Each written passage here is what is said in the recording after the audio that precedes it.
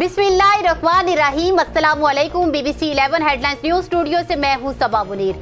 آپ کو اپڈیٹ کریں ساہیوال سے، جہاں ہمارے نمائندہ خصوصی کاشر خان کے مطابق ساہیوال تھانہ نور شاہ کے نواحی گاؤں 53 جی ڈی میں محکمہ صحت کے ملازم کا گنڈوں کے ہمراہ نہتی عورتوں پر بہیمانہ تشدد کی ویڈیو بھی وائرل ہو گئی۔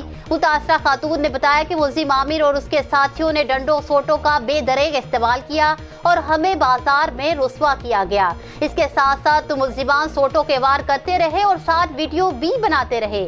خواتین کا کہنا ہے کہ محکمہ صحت کا ڈسپنسر عامر ہماری جائیداد پر قبضہ کرنا چاہتا ہے اور ساہیوال کے مقامی لیگی ایم پی اے کے ایما پر تشدد کا نشانہ بنایا گیا، جبکہ تھانہ نور شاہ پولیس مقدمہ درج کرنے سے ٹال مٹول کر رہی ہے۔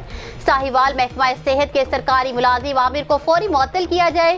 خواتین کا وزیر اعلیٰ پنجاب سے فوری نوٹس لینے کا مطالبہ۔ نیوز اسٹوڈیو سے فی الوقت اتنا ہی۔